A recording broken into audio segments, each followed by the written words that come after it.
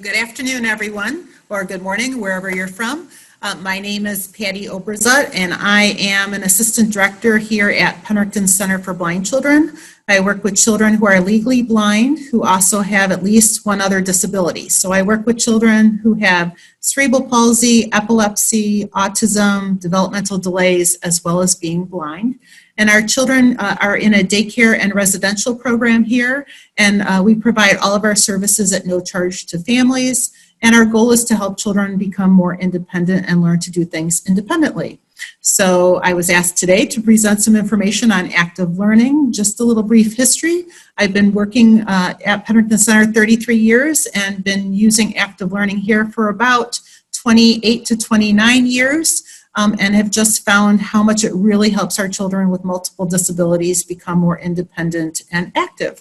So today we just have a short hour and a half, and then another hour and a half on Thursday. And I'm just going to give you a little introduction into active learning and some of the main principles. And then I'll tell you some other places that you can get more information and more videos if you want to learn more after today and after Thursday. So just really quickly, let me tell you, active learning was developed by Dr. Lily Nielsen, who was born in Denmark. She was the second of 7 children, and what is most important about her is that her siblings were blind. 4 of them were blind, and she really learned how children with disabilities, who have multiple disabilities and who are visually impaired, learn. So she was a psychologist, a teacher. She worked as a special education advisor for the National Institute for Blind and Partially Sighted Children in Denmark. She received her PhD on spatial relations in congenitally blind infants, and she was awarded the Order of Dannebrog in Denmark for her work with multiply disabled children. She did pass away several years ago, and so after she passed away, even before that, I worked with her quite a bit, and she gave me permission to educate others on active learning. So that's why I'm here today.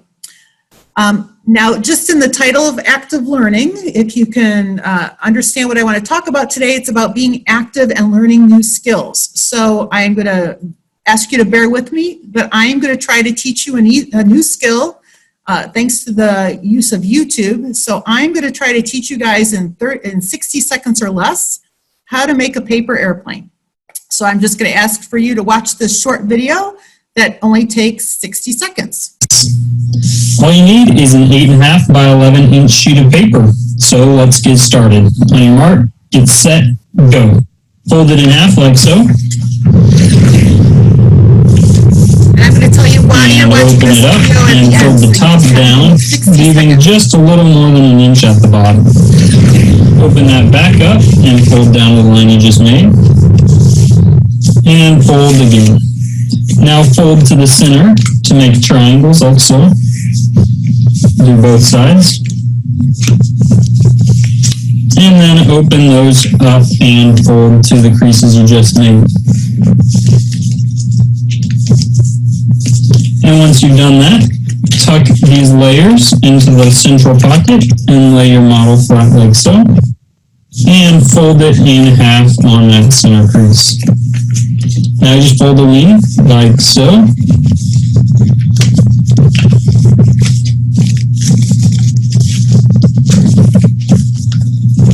And there you go. Open it up and give that thing a throw.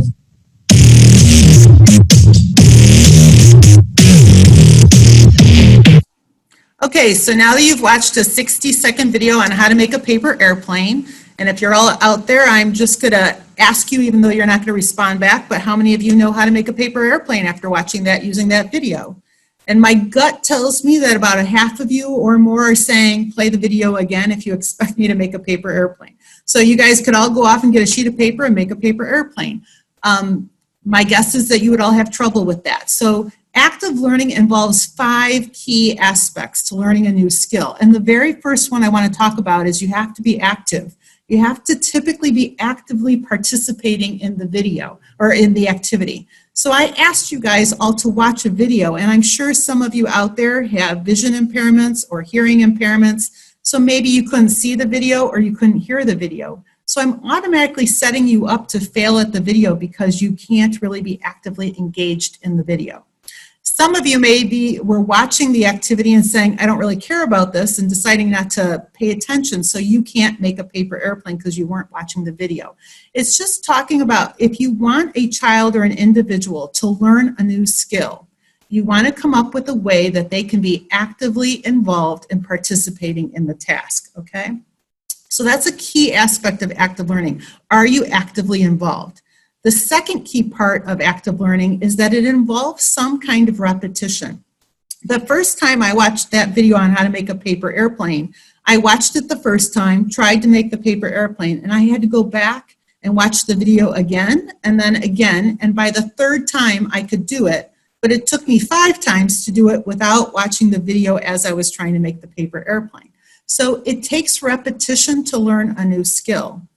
Any child with multiple disabilities or any kind of disability at all may take several times to learn a task. It could be 1,000 times, it could be 100 times, or it could be 2 times, but it does involve repetition of an activity. So active learning involves activity, it involves repetition.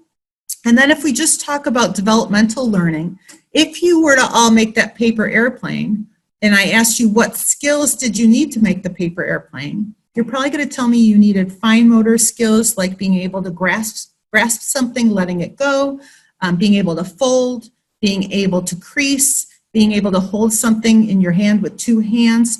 Those are developmental skills that are required to make a paper airplane. So if you don't have those skills, how do I expect you to complete making a paper airplane? With any task that you're asking a child to participate in, they need to have or be able to do those basic skills to complete the task, or you're setting them up for failure to be able to do that activity, okay? So we have to remember the developmental skills of the child required to do the activity. And then fourth, it also requires some kind of reinforcement. Why are you doing this activity? Do you want to do the activity? So let's just talk about, you're all watching this webinar right now. Hey, Patty. Yes. I am so sorry. This is Marilyn speaking to interrupt, but we're having some technical difficulties. So hold on 1 second, okay, please.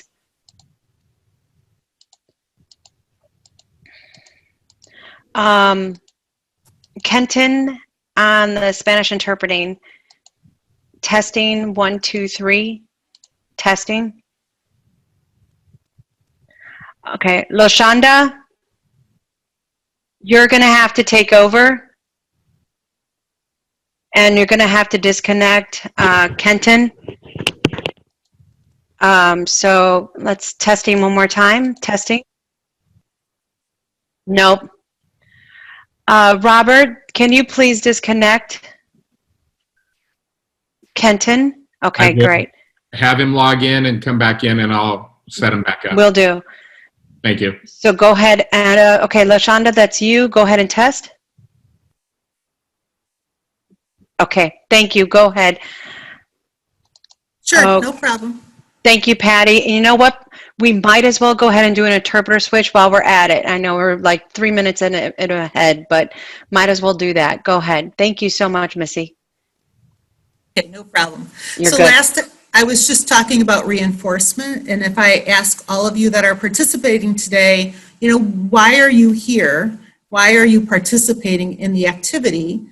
To learn more about active learning, is it because you want to be here, or is it because someone's paying you to be here? So there's some reason why most people are wanting to learn a new skill or participating.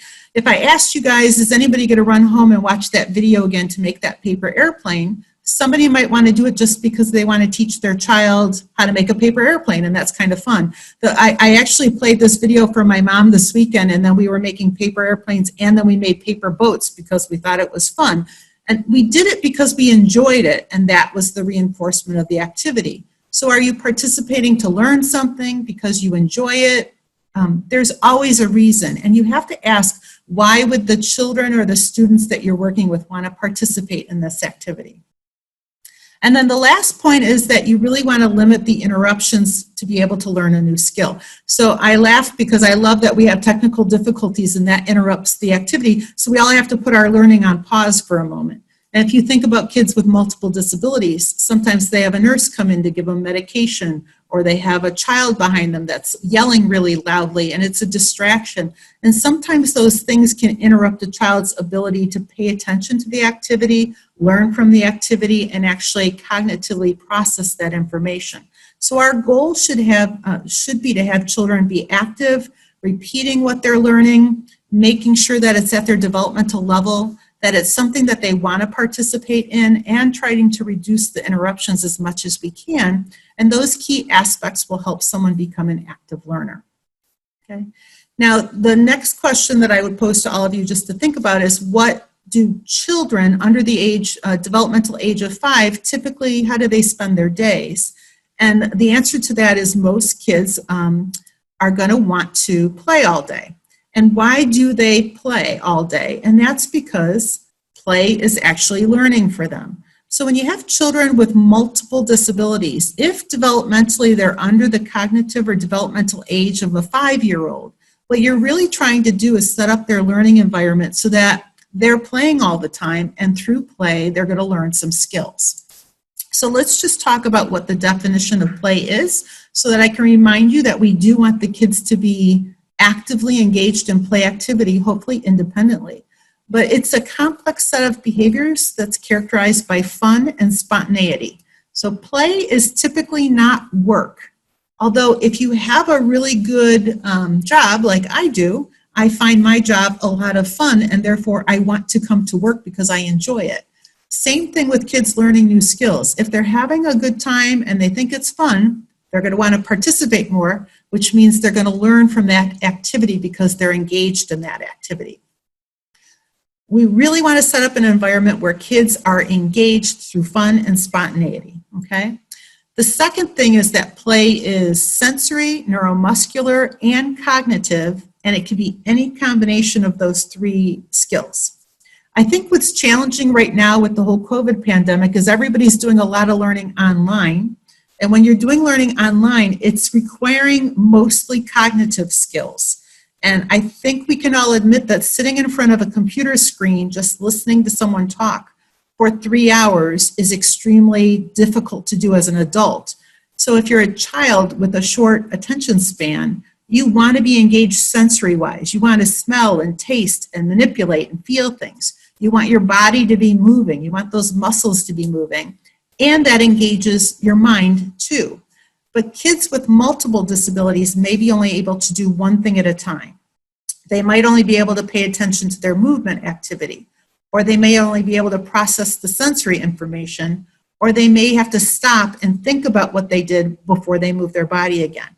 So as kids get more advanced in their ability level, they can do 3 things at once, but in the beginning, they have to only do one thing at a time. Okay. And then play involves, we just talked about repetition. So it's going to involve repetition of your experiences, how you explore your world. It's experimenting with things, and it's imitating people and things that are going on in the environment. So if you have a child with a vision impairment and they can't see what everybody's doing, they're going to have a hard time to imitate unless they're allowed to feel what people are doing, or they're allowed to feel and manipulate the objects in order to repeat with those objects. And then play also, it proceeds within its own space and boundaries, in that you don't tell a child where to play.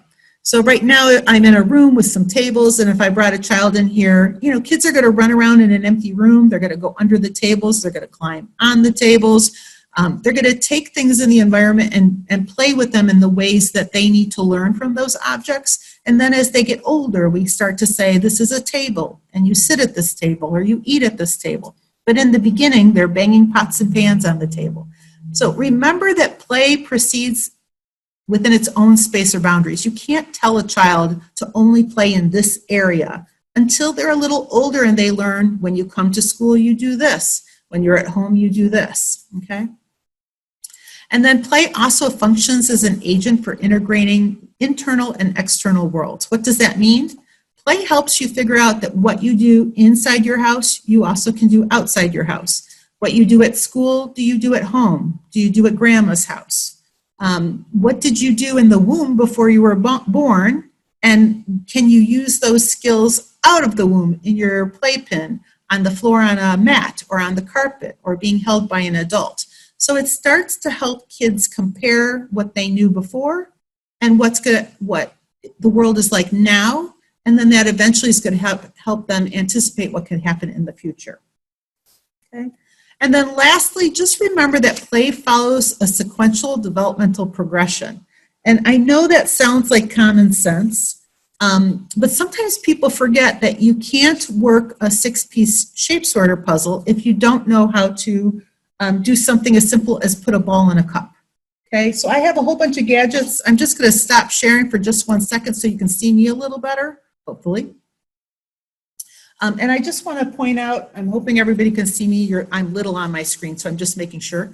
But you know, I have this cup here and I have a ping pong ball. So a child learning to the cup and taking the ball out is the beginning of being able to work a 6-piece shape sorter toy. But kids will put their whole hand in the cup and drop the ball and take it out again. Versus when you have that toy that has the circle, the square, and the triangle, they actually have to get the right shape in the right hole. That comes after a child learns to put their hand inside a cup. Okay? So play always follows a sequential developmental progression. And it's important to know what development is so that you can know what skills a child needs to learn while you're trying to teach a new skill. Okay? So I just want to show this video. This is one of our kids in the building, and I'm just going to play a little bit of it and then pause it for a second.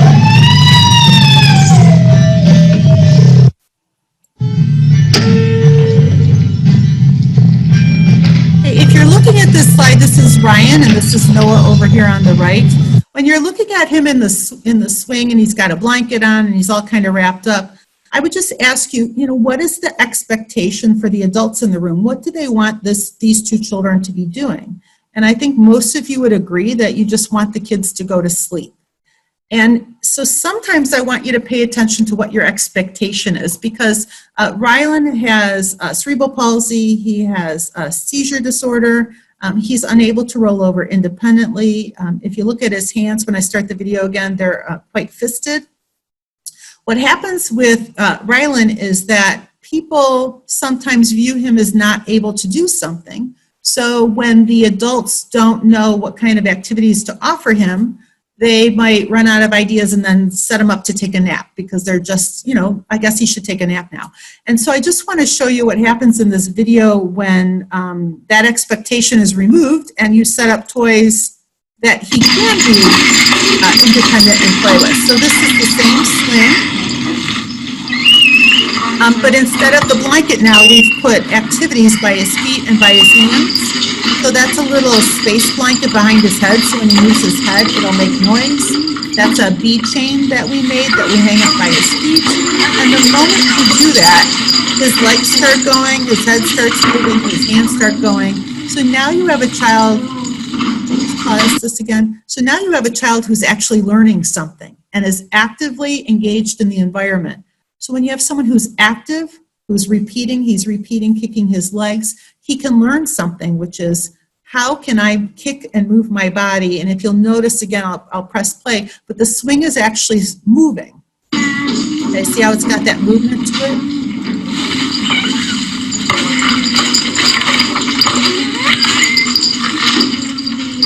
So in this case, he's in a swing, but nobody's pushing him. His kicking is actually moving the swing, and he's getting the feedback from the swing, and he's getting feedback from his legs. And then eventually we set things up by his hands so that hopefully one day he'll activate those items with his hands and learn through his hands. And then he's also learning through the movement of his leg. Sometimes it's really about making sure that the environment is set up so that a kid can learn something, and recognizing what your expectations are for that child. So then, this is just a little slide that I want to remind everybody that play is often overlooked as the key that helps unlock the door to learning. Frequently, there's a view sometimes that if someone maybe comes into our building at Pennerton Center and says, well, when are you going to teach the children something? All they're doing is playing all day. And I have to educate everyone that play is actually education. How do you learn to stack your plate and your cup and your spoon and take it over to the dishwasher to wash the dishes? You did that because as a little kid, you learned to stack things without them falling over. If you have a child who's developmentally under the age of 5, it's very important that those children know how to play independently and that they know how to play with other children and how to play with adults. Through that activity, you eventually learn to sit at a desk and pay attention to what an adult says without gadgets. Okay, but if a child can't do that yet independently, we need to teach them those skills. So this is a quote that's from a book from Mary Riley that I thought was super helpful in reading when I was doing my master's about active learning. And I just want to show you Rylan one more time. This is him in a theater seat, and this is a PVC mobile that we make right here ourselves. And if you'll notice, he's just kicking his feet and learning to move his legs. Those are a bunch of balls in a round pan in front of his feet. But I have a child who can be independent playing laying down and independent playing in a chair. And we have all those objects hanging from the PVC mobile so that he can also bat at toys with his hand. If I showed you the entire video after kicking for about 10 minutes, then he starts to use his hands and bat at the objects hanging by his hands. But he doesn't do both at the same time. And that's again because children need to concentrate on one thing at a time if they are developmentally at a younger age. And then as they get older, they can do 2 things at once. Okay. And then this quote is also by Mary Riley, which I really want to talk about for just a few seconds.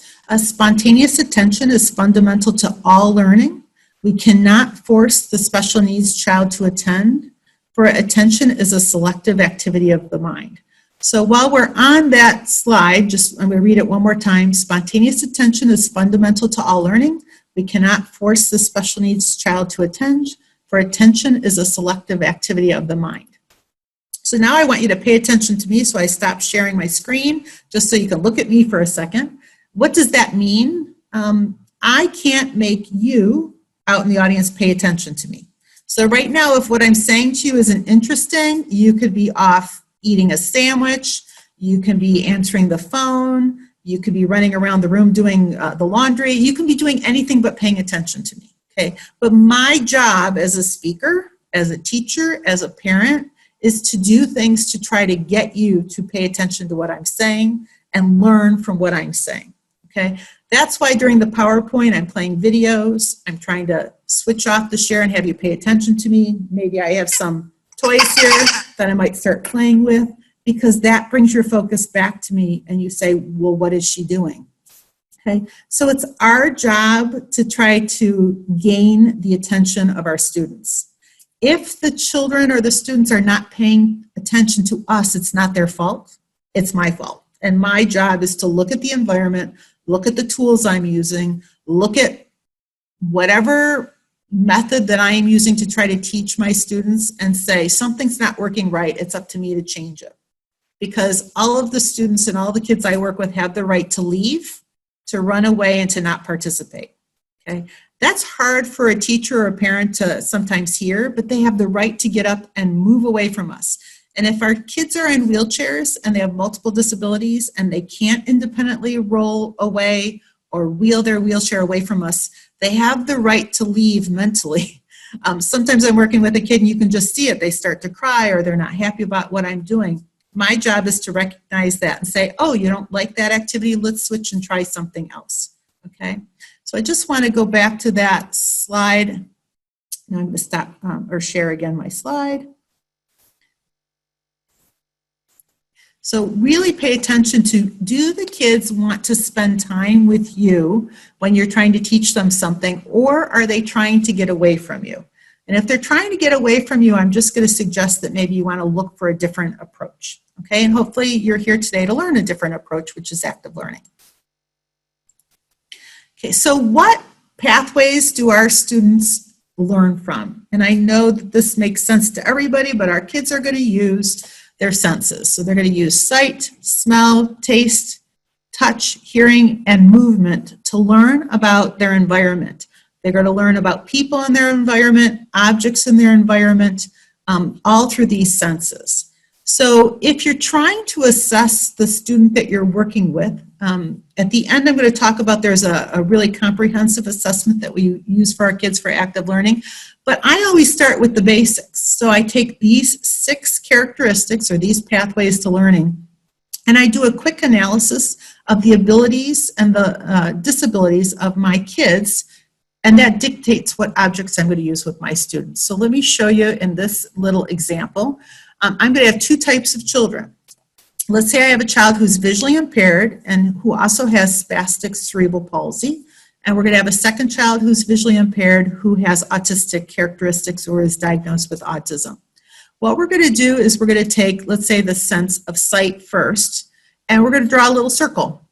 Okay, if I had a child who had no visual impairment whatsoever, we would take this circle and we would color it in completely red. And that means I can use things that have visual characteristics to them because I have a child who can see completely. But now let's say I have a child who maybe only has light perception. So if I have light perception, I can only color in that little circle a small amount. And that's going to remind me that the objects that I need to use have to have a very contrasting visual characteristic to use. So for example, Hey, Patty, while you go ahead and collect your stuff, let's go ahead and do Sure. an interpreter switch.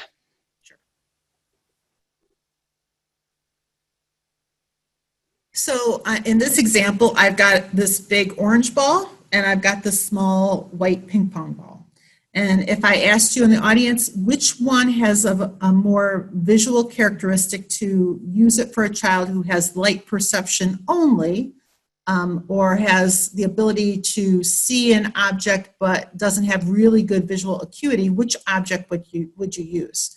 Most people will answer that they would use this big orange ball. I'm going to say it depends. If I have a child who has just light perception, then maybe a white ping pong ball on a black background might be the best object. Or maybe the orange one, because it's so large, on a black background would be good. But if I take these 2 balls and add a third ball, so now if I say this one ball, which is looking a little white, this is called a gong ball, and this is a goosebump ball, which is orange. Which one would you use? Most people, again, are going to pick this big orange bumpy ball. But if I hit the button and turn on the ball in my right hand, it lights up. So I've got a blue ball, a green ball, a red ball, and I've got a flashing ball. Okay, then people sometimes go, okay, visually I'm going to use the flashing ball. That might get someone's attention more. Okay, so do you see how every object I have a golf ball that's yellow, I have a ping pong ball that's white. They all have a visual characteristic to them. Which one would I use for which child depends on the child's ability to see.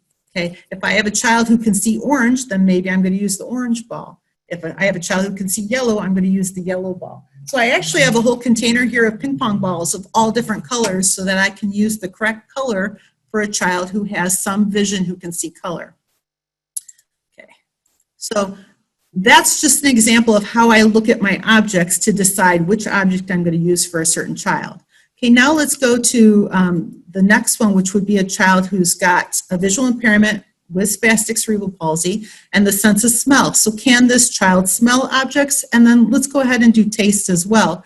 And I colored in those boxes 100% because we're just going to use in my fairy tale here example of this child.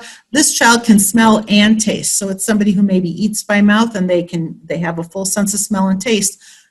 That means I can use objects that have smell and taste to them. So again, let me go to my objects. Let's say I have, this is a small yellow plate and I have a large red plate. Okay, if I put the 2 plates on top of one another and then move them with my hand or with my head, they're going to rub and make a sound. But let's say I want to get a child who does not know how to lift their head up to be able to work on something where they lift their head up. If I just take maybe an orange and cut it in half and rub it all over this plate, I've now added the sense of smell and the taste of an orange to this plate. So now let's say I have a child who puts their head on the plate and they start moving their head around because they're smelling the smell of the orange. Do you see how when I smell, I lift my head up? And now maybe I put my tongue out and lick the plate because it's got the flavor of orange. How I've now turned 2 plates into an activity that's more motivating by adding a sense of smell or taste to it, okay? So I could look at objects, and remember, objects have a natural smell and taste to them. So this is a metal bowl. If you've licked metal, it tastes like metal. If you lick wood, it has a taste and a smell of wood. If you want a child to play with, this is the inside of a chocolate box. So it has crinkle sound to it, but it also smells like chocolate. Okay, sometimes those senses of smell and taste will engage a child when otherwise they would not be engaged by those senses. Okay, so they're just things to remember when you're selecting objects for a child. Okay, now let's get to the same child who has spastic cerebral palsy and do touch. Okay, if I have a child who has a fisted hand where they don't open their fingers very much, then I'm going to go ahead and color that circle in just a slight amount again. What does that mean? I have to pick objects that are very, very easy for that child to be able to activate with their hand. Okay? So let's go ahead and pick a couple objects that I have at my table here. So this object right here is called a seed pod rattle. And if I take my fisted hand, like a child who typically has cerebral palsy where their hands are a little bit more fisted, and I put it underneath here, okay, I get an auditory characteristic or a sound just by moving my hand very easily. So I have 2 characteristics, sound and the ability to move my hand just a little bit, okay? Or if we go back to my balls, I'm using this big orange one. I don't know if you can see it has texture to it, so it's very bumpy versus the smooth ball. If I asked, again, everybody out in the audience, which ball would you give a child with the fisted hand for them to be able to touch it? Most people will pick this bumpy ball because of the texture. However, a child with a fisted hand is going to have a harder time opening up their fingers to this big ball than to this small ball, okay? So if I ever wanted a child to actually pick up and grasp the ball, this big ball is the wrong ball. The smaller one would be the better ball. So I have to look for balls that have bumps to them that are smaller so that child with cerebral palsy can start to scratch and open up the hand on the ball so that maybe eventually they can learn to grasp it. Okay? So these are different characteristics of objects for touch that you want to pay attention to.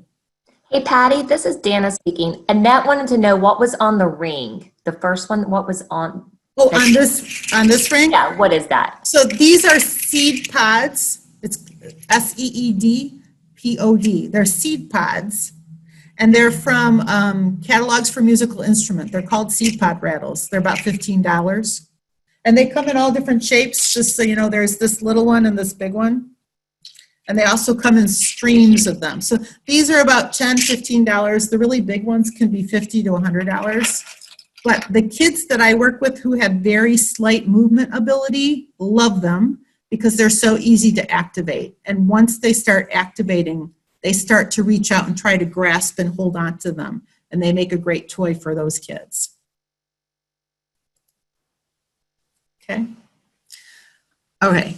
So I'm just going to complete these last 2 so that you can see if I still have this child with cerebral palsy, if they don't have a hearing impairment, I would color the circle in completely. That tells me I can use objects with lots of sound qualities.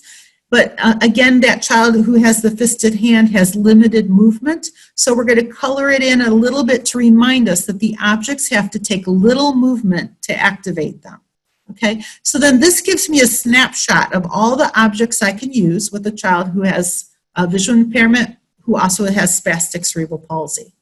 If we do the same thing for a child, let's say whose vision has a visual impairment, but who's also autistic, you know, let's say again, this child can only see limited objects, but they can smell, they can taste, they can hear, they can touch, and they can move. I have tons of objects, but I just have to pay attention to the ones that have visual qualities to them. But if you look at the comparison of all of these pathways to learning, the number one and number two pathways that people forget about using are the sense of smell and taste.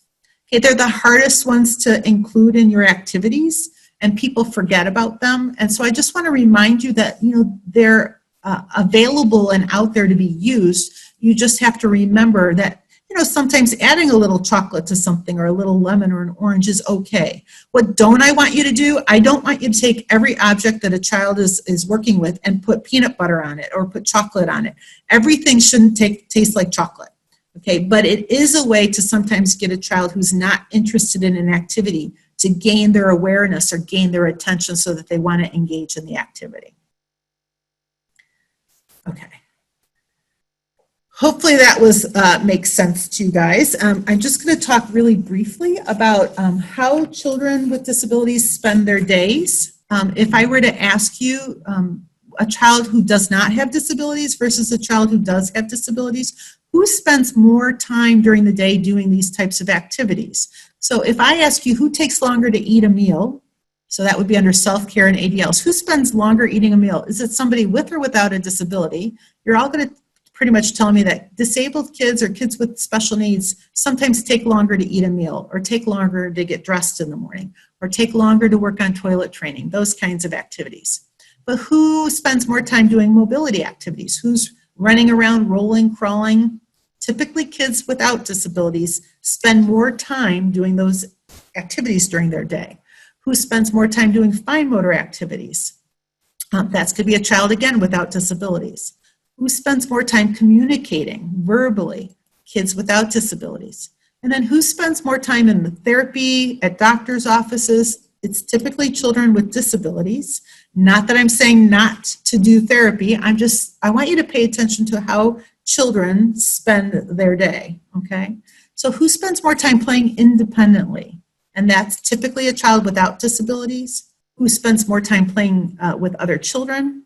That's going to be children without disabilities. And then who spends more time interacting or playing with adults? And that's going to be the child with disabilities. And then who spends more time alone? And again, that's going to be somebody with a disability. If you compare the two, you have children without disabilities who are doing mobility activities, fine motor activities, communicating, they're playing with other children, and they're playing independently. But kids sometimes with multiple special needs are spending much more time doing self-care activities and at doctor's appointments and therapy appointments and playing with adults and spending time by themselves.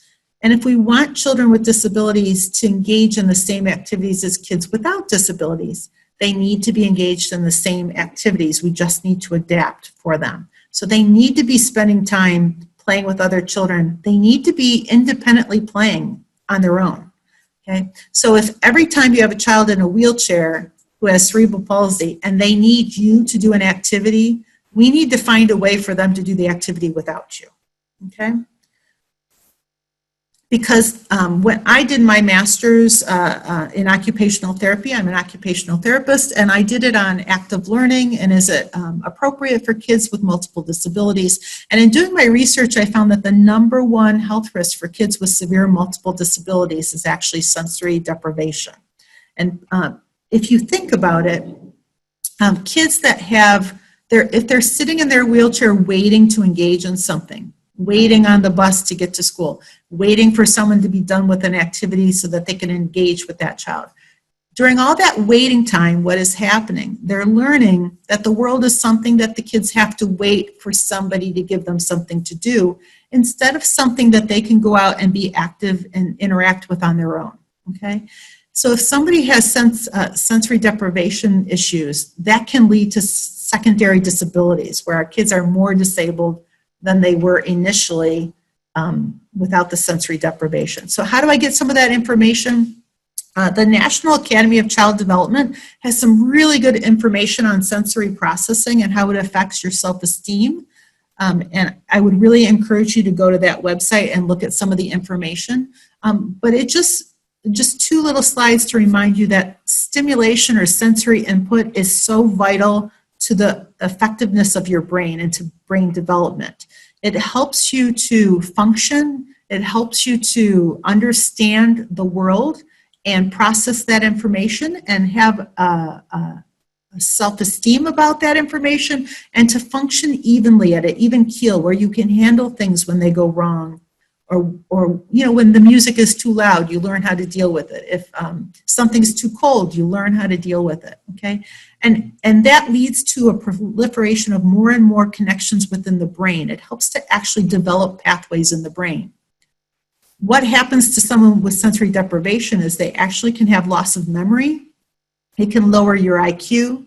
It can cause you to withdraw and have personality changes. If we just go again to the whole COVID pandemic, I think if everybody stayed home for 2 months, we can all admit that we were going crazy in our houses. If you just wanted to get out of the house, or you just wanted to talk to someone, or you just wanted to have contact with someone. Now imagine you're a child in a wheelchair who, it's not 2 months that they have to spend in that wheelchair. They're spending years in that wheelchair, not being able to go and to interact with someone when they want to, unless another person is initiating that. It can cause you to withdraw. It can cause you to, real sensory deprivation can cause you to have hallucinations. It can result in an abnormal EEG. The nice thing to know is it's reversible as long as you have the proper stimulation and the proper environment. Just a quick story. I work with kids that are between the ages of 1 and 13. And I had a child when I first started working here at Penricton Center who was an older student and didn't really use their arms or their legs very much. And I went to the first conference on active learning. And here, I'll stop sharing so you can see this activity. And I'd seen Lily Nielsen, and she did a 5-day lecture on active learning. And we were talking about how to get the kids engaged. And so I had a child, this child who I never saw laugh. I never saw her smile. And we were caring for her. We were doing activities with her, but she never responded to all those things. And after I heard the first conference with Lily, I said, I've got to find a way for her to be more engaged in the activity. So I took, this is a small mini massager that if I turn it on, I don't know if you all can hear the vibrating sound from the massager. So I took this massager, and I had a child who had a fisted hand. So I was able to put it in her hand, and she didn't let go because her hand was fisted. And then I just took a plate and I turned on the massager. She had the massager in her hand, and I held the plate about 1/4 of an inch from the massager and waited. And then what she did is she started to move her hand. And so I'm going to make it really loud so you guys can hear it. Okay, so what she did was, if I sat and waited 5-10 minutes, her breathing caused her hand to move. And just being 1/4 of an inch away from that massager, when she breathed, the massager would move and touch the plate. And within 5 minutes, she figured out, and all of a sudden you saw her hand moving on purpose to make that sound on the massager. And I saw a smile. And I had known her for 3 years, and I never saw a smile till that day.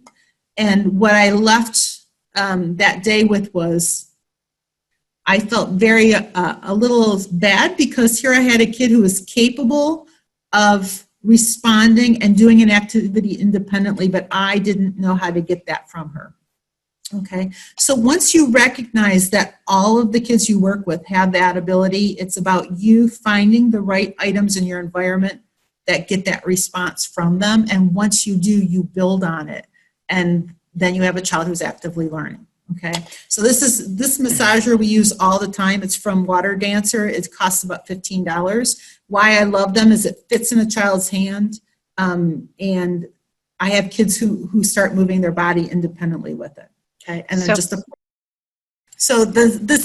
want to show you again. This is Zane, who's on that same swing. I don't know why I picked this video, but again, it's about the setup of the environment. So this is the same day, the same time. Zane is, he's a child with cerebral palsy, but he understands everything you're saying to him. But he has difficulty rolling over. He can't sit up independently. So somebody has him in the swing, but again, oh, I want to turn off the sound so you can't hear it.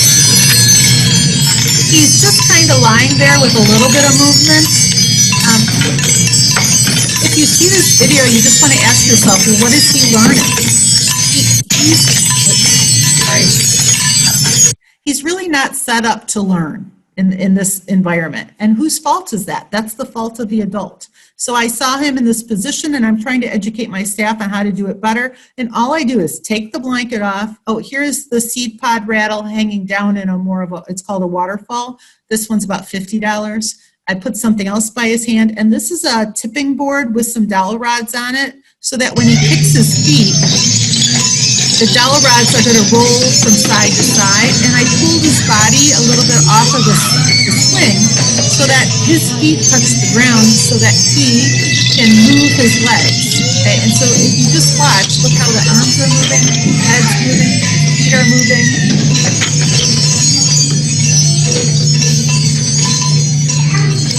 And I'm going to fast forward. This video is quite long, but if you look at him here, I put an SM board by his feet, and now he's kicking off of that board, so he's learning to use his legs, his hand, and his body to move that swing independently.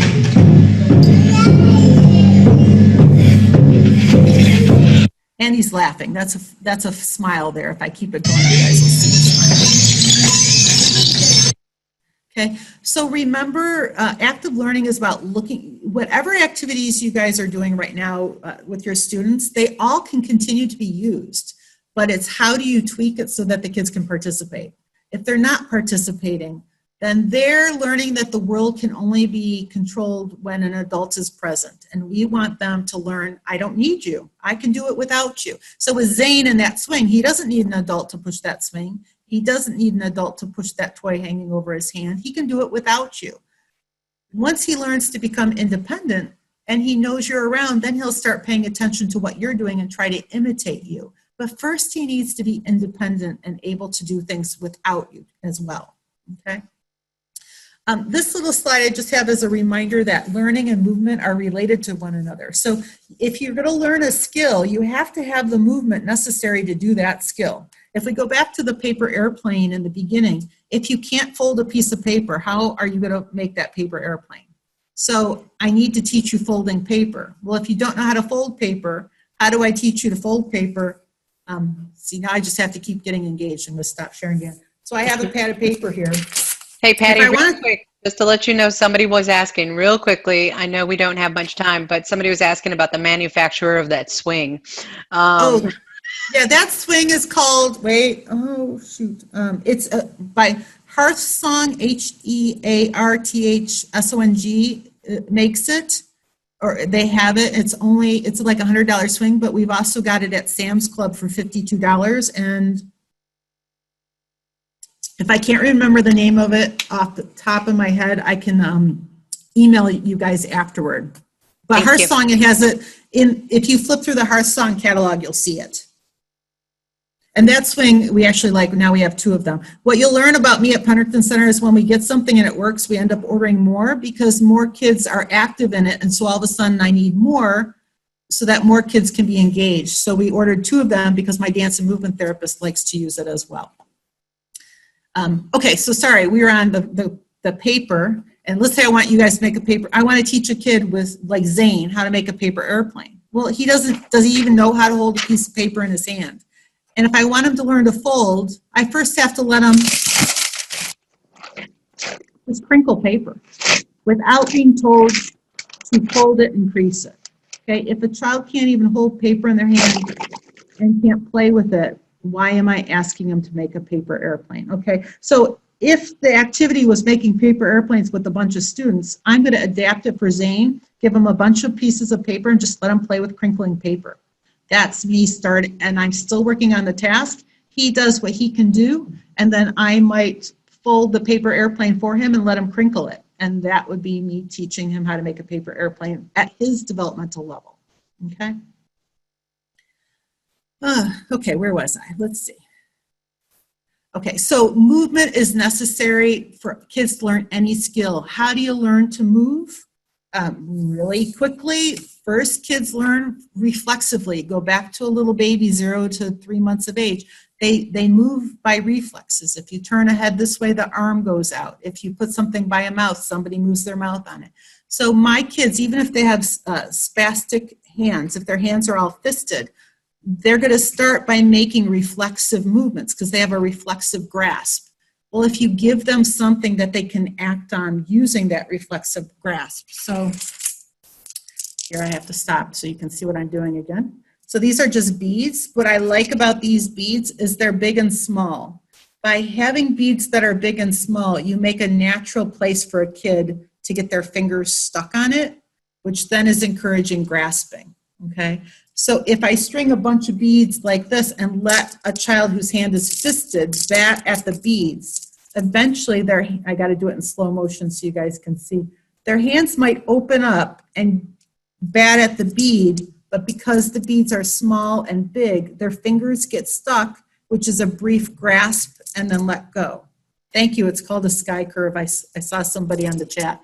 The swing is called a sky curve. Oh, cool. So this helps a child learn to grasp onto something if I offer them beads that are big and small. I have one other object. Wait. I think I put it over here. Yep. So when we string things together for kids for somebody to work with, these are buttons and beads. And if you notice, it's a big button with a small bead, a big button. It allows kids to get their hands stuck on it, which allows you to learn to grasp, okay? And then this is on elastic, so when kids grasp it and let go, it goes back to the same, and they can keep repeating. Because if we go back to those 5 key concepts, a child needs to be active, and they need to be able to repeat. If they can't repeat, they're not going to establish memories in their brain of what they're doing and actually learn the information to move on to the next developmental step, which might be grasping and hanging on for a long period of time. Okay? Okay. So kids are going to learn to move through reflexes. They're going to be aware of how they're moving. Then they intentionally move, which then causes those reflexes to go away and causes intentional movement. So we need to get our students and children who have cerebral palsy or have any kind of physical difficulty or disability to learn to move with those disabilities. So we need them to be kicking their legs. We need them to be moving their arms and their body, which typically means we're going to try to have them out of their chairs as much as we can. Or if they're in their chair, maybe we're going to take the footrest off and put something underneath their feet so that they can kick and move their legs. So if you think about that tray that was under Zane's feet in the swing, he had that tipping board with dowel rods on it. I can use the same tipping board. Here, I've got to get my examples again.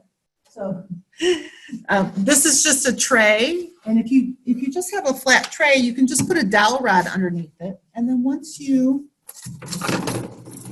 back up here. So this is a tray with balls on it, and if it had a dowel rod underneath, then when a child pushes on the board, the balls are going to roll, which then is going to encourage them to push on the board.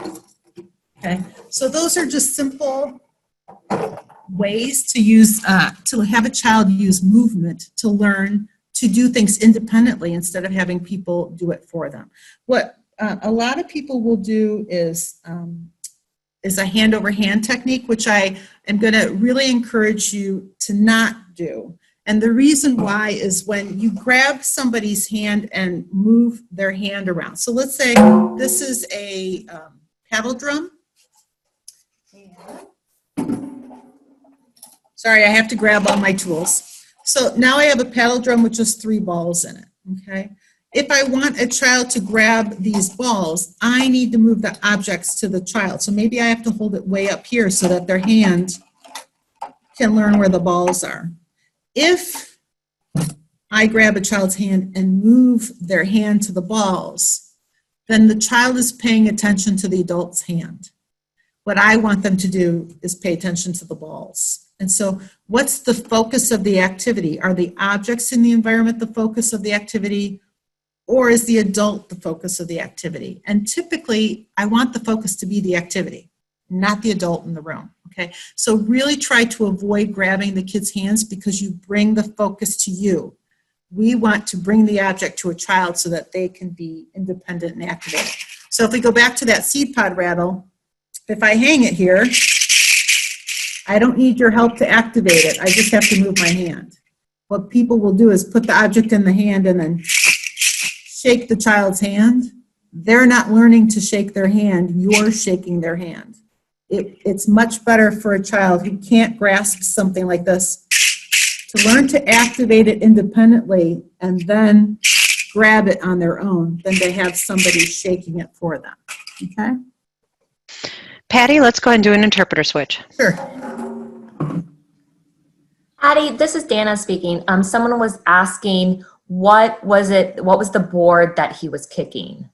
Oh, so the board is just, it's just a tipping board that we make. So we make just a small wood board and we put a dowel rod on the bottom so that, and the dowel rod just needs to be in the center. So when you push on it, it'll tip.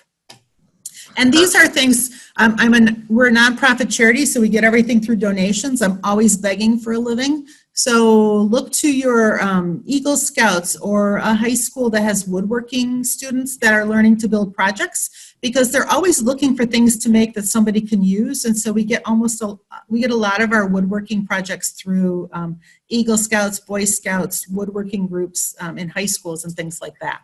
Okay. And Patty, they were asking the one that had the springs that was vertical.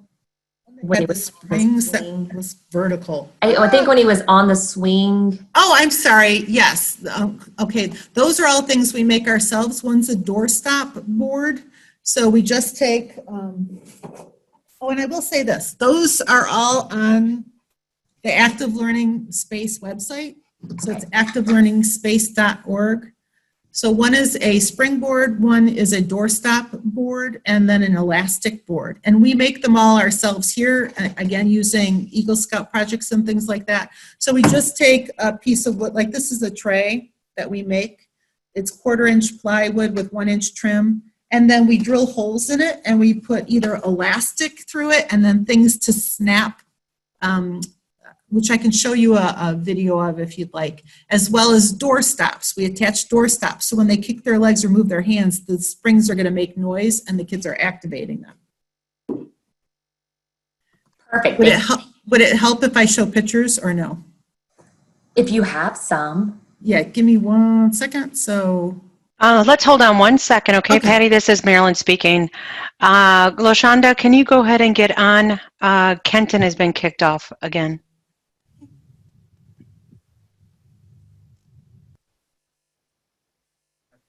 Loshanda, go ahead.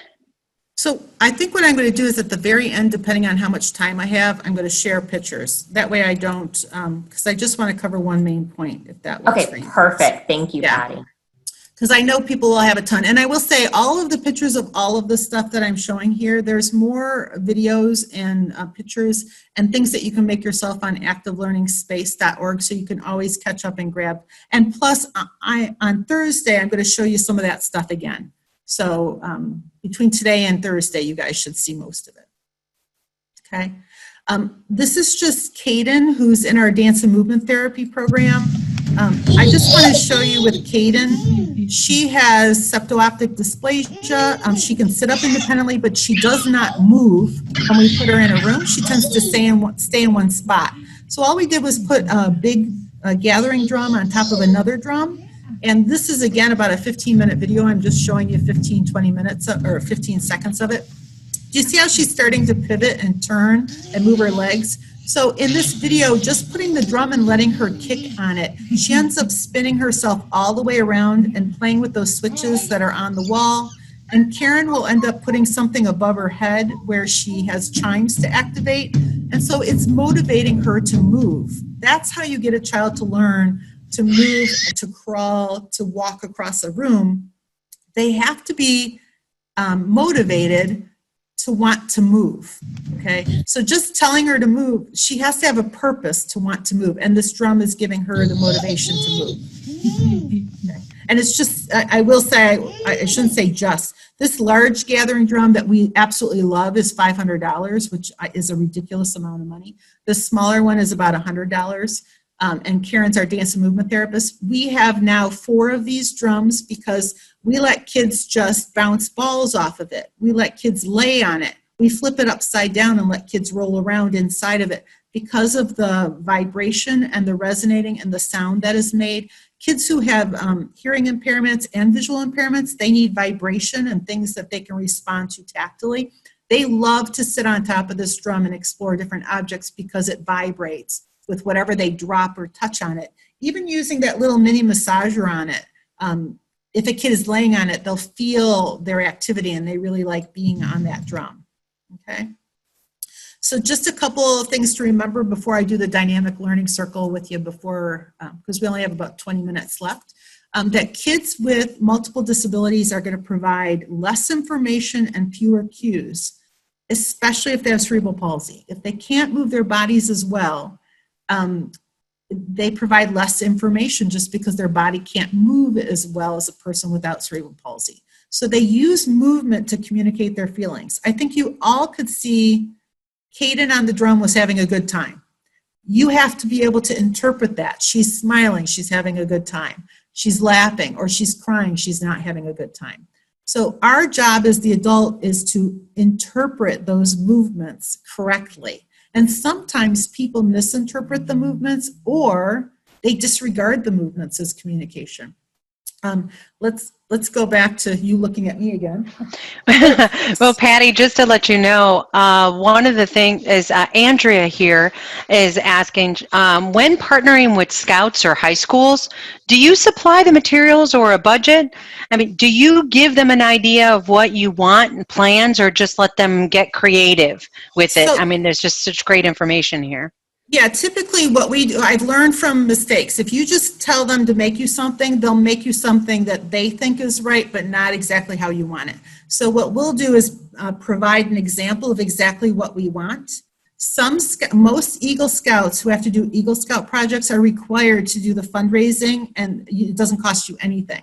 So an Eagle Scout usually has to do the fundraising and they'll sand, and they get other people to help them, or they'll go to Home Depot or Lowe's and beg for money, and so you'll get a project and it doesn't cost you anything. Other groups, I have to provide them the materials, and then they provide the time to put it together. And we also use Kohl's has a program where they'll send employees to volunteer. And if you can get 4 employees to volunteer for 4 hours, you get $500. And so then we'll use that money to get the supplies, and then have a group from Kohl's put things together for us. Then you have to kind of lead the group to do all of that. Much easier before COVID. Our biggest issue now is we can't have volunteers in the building. But if I can give them an example and they can go out and then bring it to us, that's where we get a lot of the woodworking projects and things that the PVC mobile that I showed earlier is another project that we have groups make for us. That one costs about $100 for all the supplies. So sometimes we write grants for the supplies, and then the volunteers help sand, cut, put everything together, glue it, drill it, because that takes a lot of time. Everything I'm showing you, even like these beads, they have a ring attached with elastic. It takes time to drill holes in things. My cup here that I've been showing you has 2 holes so that we can hang it with elastic from something, and a kid can bat at it without having to hold it. So you're going to need a good drill press to drill holes in things. Okay, see, now I got distracted. That's okay. Thank you so much. No problem, it happens. Oh yeah, so we were talking about communication. I just want to say, I had to think of what I was talking about. People sometimes are not paying attention to the kids. So if I have my cup and I'm a child and I'm eating and drinking at my meal, and I've had kids who go like this with their hand, and most people will say, oh, they're looking for the cup. I've also had adults take that hand and push it out of the way to disregard a kid's communication, which is, you just want to kill yourself when that happens, okay? So it's so important. It's never that obvious. A kid can give you a look or a turn or a I'm scared, pull away. As an adult, you have to be able to interpret those things accurately so that a child will trust you and be open to trying new things and experimenting and exploring.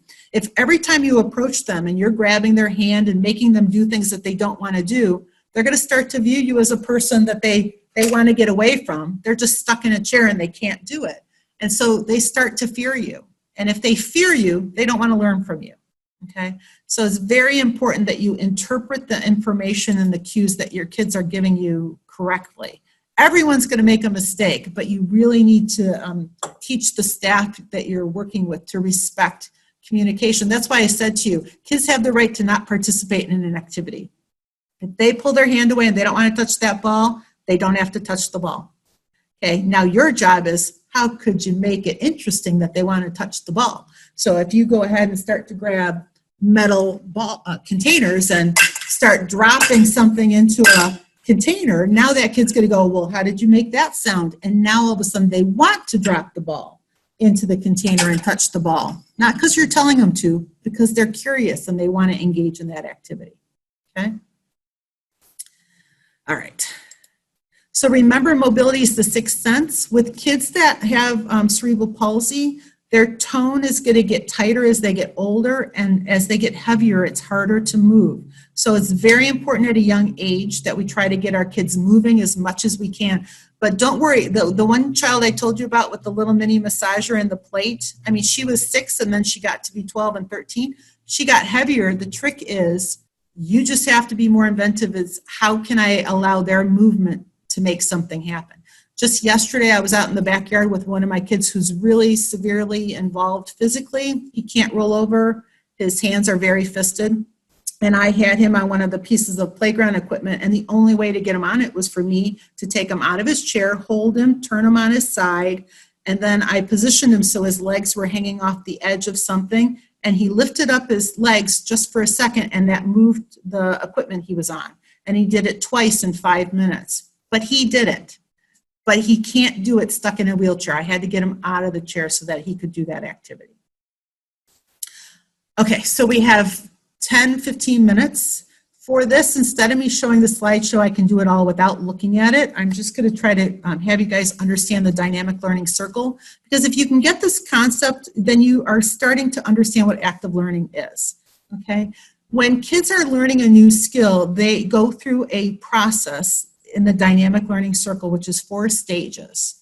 And the first stage is that kids need to be aware of something and interested in something. So let's pretend I got all these objects here.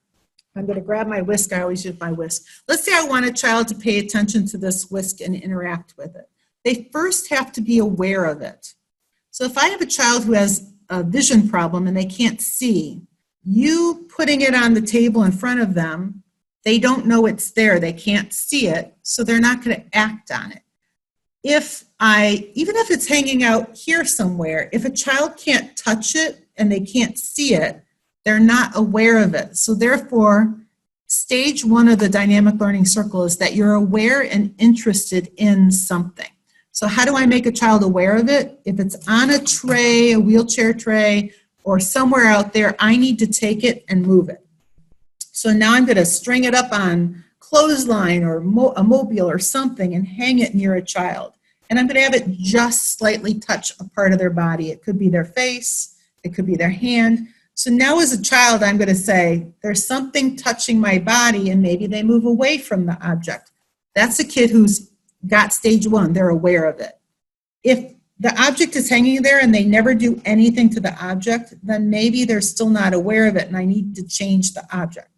Okay, but let's say I have a child who it's sitting here, and now you have a kid who moves their hand accidentally at first, and they start bumping into this object. And in stage 2, they are now aware and they act on that object. So now I have a child who starts to move their hand to actually bat at the whisk, and they start going, hey, that whisk is, making a sound.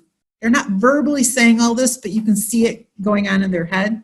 So now they're repeating, they're making a memory in their brain about what they're doing. They're maybe hitting it really hard. Maybe they're hitting it soft. Maybe they're hitting it on their face. Maybe they're using their face to move it. All these different things. That's stage 2. They're experimenting, they're exploring and interacting with whatever that is that they were first aware of. Now they're acting on it. Then you get to stage 3, and stage 3 is that they have learned all they can from this object and they have completed the learning. So at that point, I've hit it, I've licked it, I've moved it with my face. There's nothing else I can do to this whisk, so I have learned all that I can from this whisk. So now that I've completed my learning, which is stage 3, I move on to stage 4, which is I'm ready for something new. Okay? If an adult gives me this whisk for the next year and I acted on it, all of a sudden you're going to see me sitting here not doing anything anymore. And you're going to see the adults going, gosh, that Patty used to love that whisk and playing with it. Now she won't do anything with it anymore. Yeah, because I'm bored because you keep giving me the same thing over and over and over again. If you remember in the beginning, I said repetition is good for learning new skills. Repetition's only good for so long. Once a child has repeated and learned all they can, they need something new. Because if you just go to, why don't you watch the same movie every day for the rest of your life? It would be boring. Why don't you work the same crossword puzzle every day? Why don't you do, everybody needs change and we all want to learn a new skill. So how do I make this activity something new? With the dynamic learning circle, let me just show you this slide so that you can get it. And let's go ahead and do an interpreter switch before we go into those stages. Oh, sure. This will be the last interpreter switch. It's 3:45. I'm looking for my ping pong ball, but that's okay. I can't find it. So the dynamic learning circle is 4 stages. You become aware of and interested in something. You act on it. You complete your learning. You're ready for something new. And when you're ready for something new, you become aware of something new. You act on it. You learn from it. You're ready for something new. Okay, so how do I make that whisk a new object for somebody? What if I just take a ball and stick it inside the whisk? Okay, so now you have that child who's aware of it and says, hey, I'm hitting it, that's stage 2. There's something different about this whisk than when I used to play with it. There's something in there. And so now you have a child repeat and repeat using all the skills that they learned before to explore this new object. Well, I put a golf ball on here, which is pretty heavy. Usually I do a ping pong ball. I don't want to throw the golf ball with my computer because I might whack it and break something. But you'll have a child hit it and see how the ball fell out. So now they go, oh yeah, that's that whisk I knew. I now need an adult to put the ball back in so I can hit it, for the ball to fall out, for an adult to put it back in, for the kid to hit it, have it. Do you see how the kid is now repeating, taking out, and you're putting back in? Till eventually maybe they pick up the ball and they put it back in. And that's another new skill. So all that happens throughout life for all of us is we learn things, we learn all we can from it, and we get something new. And we learn all we can and we get something new. The problem is that with our kids with multiple disabilities, the process stops. And the job for everyone in the audience is to figure out, why did it stop? Okay, so I'm going to show you this video of one of my kids. So these were the 4 stages. So let's look at, I'm going to skip Jack and we'll come back to him in a second. This is Brian. Okay, and if you look at him, he actually has a really good toy in front of him, but it's the wrong toy for him. So if I stop him for a second, he is close to head banging. He will bang his head on a table and he'll bang his hand on his head, okay, because he is developmentally at the stage where he likes to bang on objects. Someone gave him this right here is an activity mobile that we make. And this one has toothbrushes and spoons, and kids like to grab it and stick it in their mouths. And that way we teach kids how to hold their own toothbrush and spoon because they can do it independently and practice it. But somebody gave him the wrong toy because he likes to bang on things. So if you look at him, he's gonna bang his head because they gave him the wrong toy. And someone's gonna look at this and say, oh, get that kid a helmet because he's banging his head. You know, it's not about that. It's about changing the environment to provide him with learning at his developmental level where he can learn a new skill, okay? So I take him. So now we just change.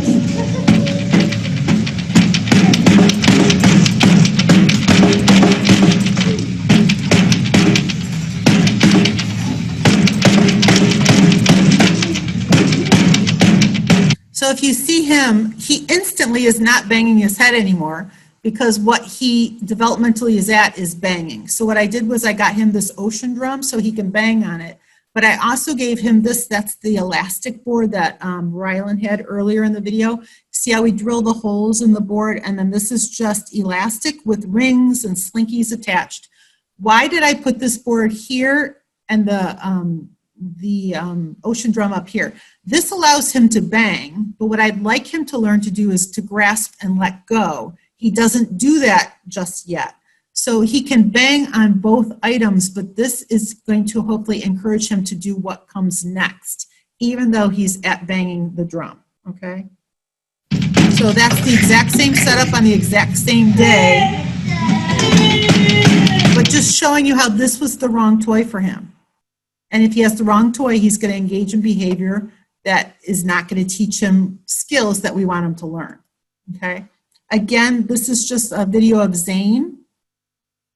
And in this video, somebody gave him some balls on a tray, which he's trying. Number one, the balls are too big, so he can't grasp them. So all he's going to do is push them off the tray onto the floor. So developmentally, all he can do is push things off the tray onto the floor. So see how they're going onto the floor? I'm going to fast forward to here. So now he's pushing them off on the floor, and someone has gotten him containers, which is better because now the balls are going into containers, which will encourage him to put things into a container. Okay, but it's still not great because what we would want him to do next is to get the objects after he's pushed them off to bring them back to his tray. And he can't do that unless you move the position of these containers. So let's just go. Now this is a good setup. Okay. Now he can push things off into the containers, but he also can learn to grab the balls and bring them back onto the tray. Okay. So see how the balls that are now on his tray have holes in them? So he can grasp them, he can shake them, he can bang them. And if I go to the end of this video, as he's laughing, see right here? Yeah. So see how the hand is looking for a ball in the container to pick up? Now you have a child after playing for 20 minutes who's figured out how to grab the ball and bring it back, which is what comes next. You got the ball with the left hand? Yeah. You were working hard. I thought you were going to get the other one with the left. And the funnest part about this video is, do you see an adult anywhere in the environment? No, other than me videotaping him, the only thing I did was set him up so he can learn this without me. Okay, but as he becomes more and more independent of a ability to grasp things, move things, manipulate objects, there's going to come a point where I can now show him how to do things and manipulate objects, like stacking something and knocking it over. But he's still learning how to grasp, pick up, and move objects in his environment. Okay, so the nice part about the dynamic learning circle is that once you understand it, you find out what goes wrong, fix it, and you encourage kids to learn the next step. Okay, for example, I know I only have a couple more minutes.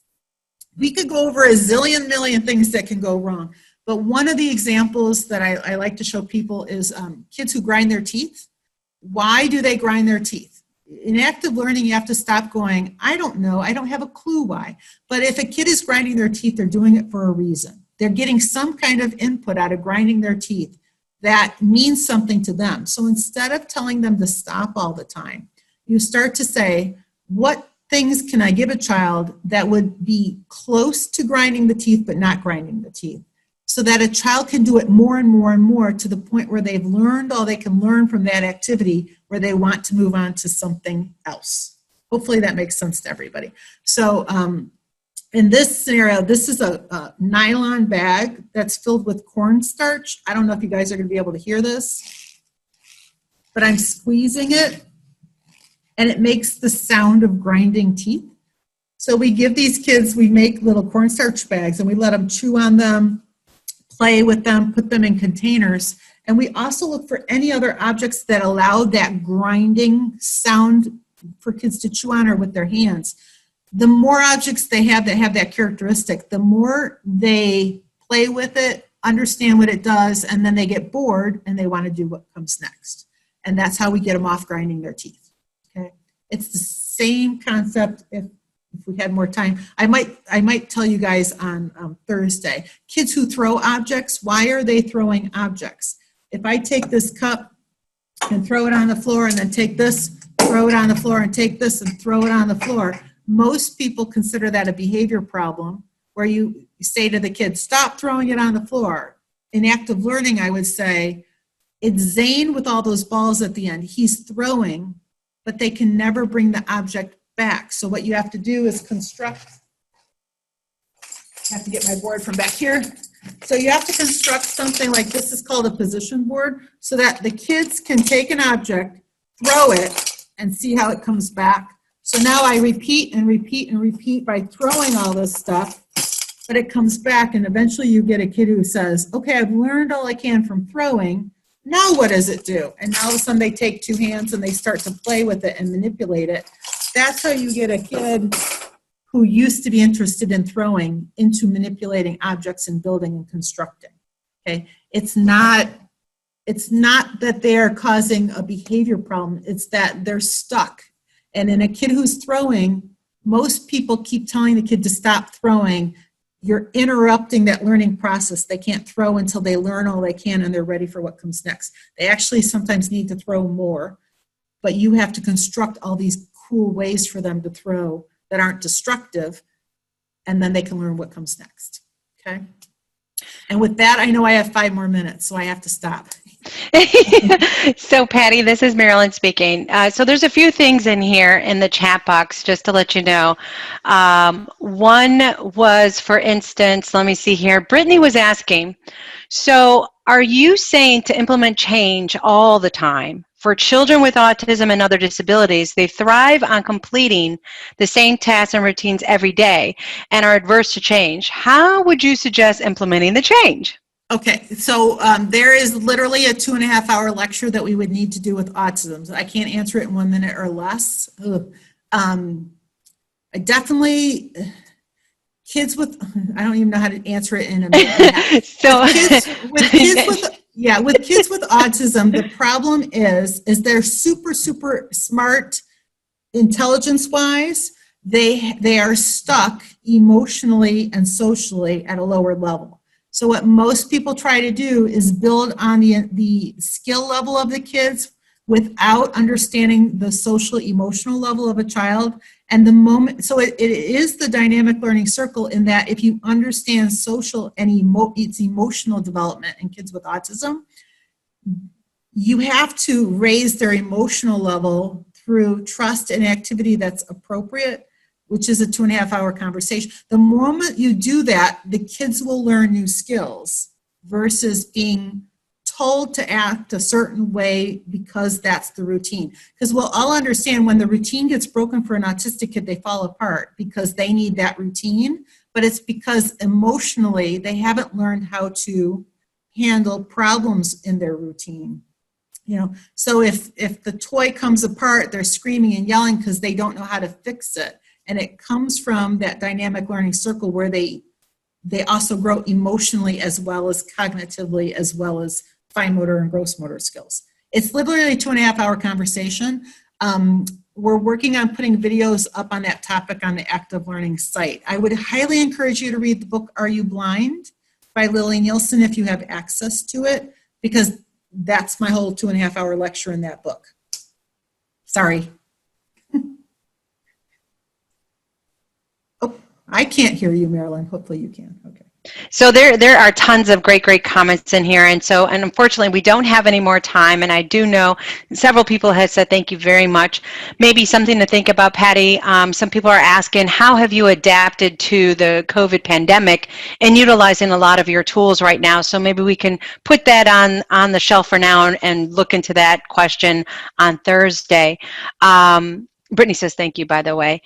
And everybody, thank you so much for being here. Please hold on 1 second. Let's put up that evaluation of those 4 questions right now. And again, thank you so much, Patty, for your time. You have such a wealth of information that, you know, I've noticed a lot of people that were on this call also work in the VR system. So I want everybody to know that just because, you know, we're talking about children here, and all this information, sensory deprivation, everything that is happening in a child's life, you have to look also in the fact that when you get a consumer later on in life, 14, 13 years old, because we're supposed to start early, a lot of this does apply. So we have to look at the whole picture of an individual in order to have a meaningful, successful, purposeful life. So Patty, thank you so much for giving us this groundwork of great information. We look forward to seeing you on Thursday. And again, let's go ahead and get this poll taken care of. And excuse the technical difficulties. No, it happens. It's technology, okay? But again, thank you so much for being here, and everybody have an awesome afternoon, and we will see you Thursday. So Patty, hold on one second, okay? Just stay on. We'll have you stay. Sure. Marilyn, this is Robert, and we are being asked in the chat box if Thursday's link is a different link, and it is. So everybody just hold on, just don't worry, you will get the link first thing.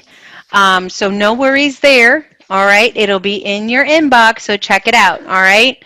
You'll get the link and also the PowerPoint for that too when we're all done, all right? And I know someone asked about a copy of the quotes and things like that. Don't worry, you'll get that when you get a copy of the PowerPoint, okay? All right, everybody. Again, thank you so much. And we can stop recording. Everybody have a good day.